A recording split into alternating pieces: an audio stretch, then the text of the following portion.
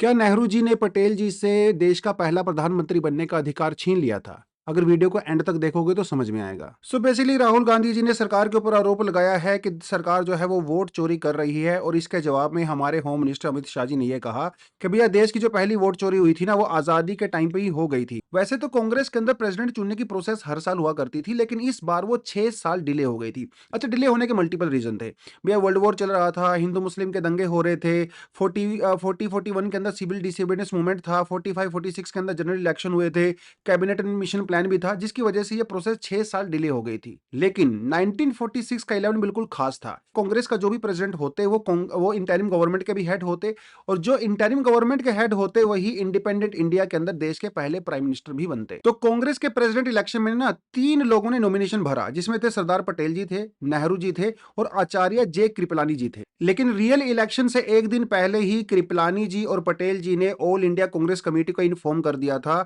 कि वो इलेक्शन नहीं लड़ना चाहते हैं और अपने नाम को विड्रॉ करना चाहते हैं। तो भैया जब 3 कैंडिडेट में से 2 लोगों ने नाम विड्रॉ कर ही लिया, तो खाली कौन बचे? नेहरू जी। कि गांधी जी ने प्राइवेटली ये क्लियर कर दिया था कि उनकी जो पहली प्रेफरेंस है वो नेहरू जी ही होने वाले हैं। देखिए, गांधी जी की प्रेफरेंस के बावजूद भी पटेल जी को कांग्रेस की ऑर्गेनाइजेशन के अंदर बहुत ही ज्यादा सपोर्ट था। ऐसा कहा जाता है कि 15 प्रोविंशियल कांग्रेस कमेटी के अंदर से 12 कमिटीज ऐसी थी जो पटेल जी को ही बैक कर रही थी। हालांकि गांधी जी की इच्छा को ध्यान में रखते हुए कृपलानी जी ने अपने नाम को विड्रॉ कर लिया और नेहरू जी के नाम को प्रपोज किया। इवन कृपलानी जी ने ही पटेल जी के नाम को विड्रॉ करने की एप्लीकेशन भी लिखी, और वो एप्लीकेशन पहुंचती है गांधी जी के सामने। अब गांधी जी क्या करते हैं? गांधी जी का एप्लीकेशन को ऑफर करते हैं नेहरू जी को, और नेहरू को अपॉर्चुनिटी देते हैं। वो कहते हैं नेहरू को, देखो भाई, अगर आप चाहो तो इसके ऊपर सिग्नेचर कर सकते हो, अगर आप प्रोविंशियल गवर्नमेंट के प्रधानमंत्री बनना चाहते हो, या फिर आप स्टेप असाइड भी कर सकते हो, क्योंकि वैसे भी पटेल जी को जो प्रोविंशियल कमेटी उनका सपोर्ट है। नेहरू जी ने क्या किया?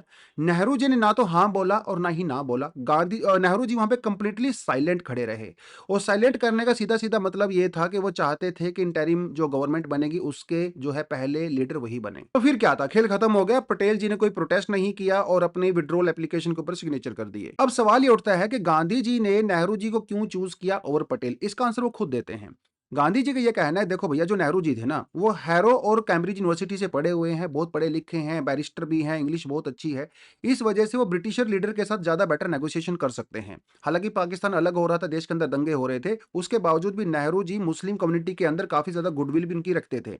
उसके अलावा Nehru ji internationally global community के अंदर काफी जाना माना नाम था, तो उस वजह से भी जो है उनका नाम यहाँ पे प्रपोज किया गया। हालांकि हिस्टोरियन राजमोहन गांधी जी ये कहते हैं कि इस पूरे इंसिडेंट के बाद एक्चुअली पटेल जी काफी ज्यादा हर्ट हो गए। आपको क्या लगता है, अगर देश के पहले प्रधानमंत्री पटेल जी होते तो हमारे देश की डायरेक्शन क्या होती? कमेंट सेक्शन में जरूर बताएं। Thank you. जय हिंद।